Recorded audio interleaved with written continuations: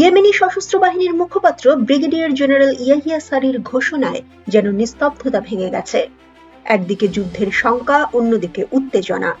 দুই অনুভূতি মিলে মধ্যপ্রাচ্যে তৈরি করেছে এক ভিন্ন রকমের পরিবেশ।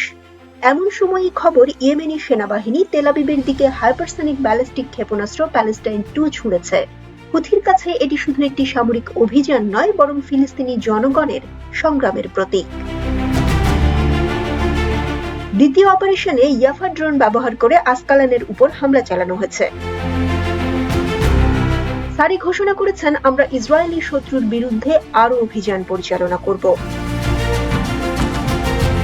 ইয়েমেনের হুথি বাহিনীর অপারেশনের পঞ্চম পর্যায়টি ইসরায়েলি দখলদারিত্বের জন্য একটি নতুন চ্যালেঞ্জ তৈরি করেছে, যা ইসরায়েলের নিরাপত্তা ব্যবস্থা এবং মনোবলকে দুর্বল করে দিতে পারে।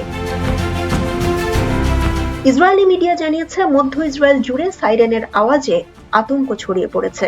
বেন গুরিয়ন বিমানবন্দরের কার্যক্রম বন্ধ হয়ে যায়। হুথির ক্ষেপণাস্ত্রের আঘাতে 17 জন আহত হওয়ার খবর পাওয়া গেছে।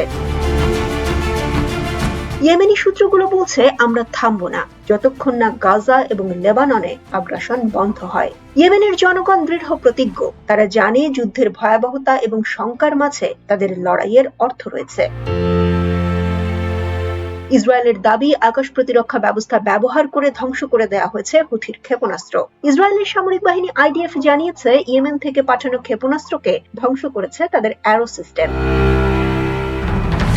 ফার্স্ট টুডের খবরে বলা হয়েছে, তেল আবিবে ইয়েমেনি প্রতিরোধের ক্ষেপণাস্ত্র হামলার পর 20 লাখেরও বেশি ইহুদি অবৈধ বসতি থেকে আশ্রয় কেন্দ্রের দিকে ছুটে এসেছে। এদিকে ইয়েমেনি সশস্ত্র বাহিনী লোহিত সাগরে মার্কিন যুক্তরাষ্ট্রের 3টি ডেস্ট্রয়ারকে টার্গেট করেছে। ডেস্ট্রয়ারগুলো অধিকৃত ফিলিস্তিনের দিকে যাত্রা করেছিল।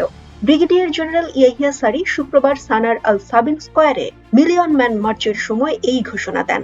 তিনি বলেন, এটি আমাদের শীর্ষ স্তরের অপারেশনের দ্বিতীয় সেট।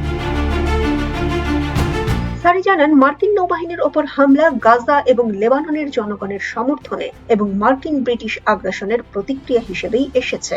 মোট 23টি ব্যালিস্টিক মিসাইল এবং ড্রোন নৌবাহিনীর দিকে নিক্ষেপ করা হয়।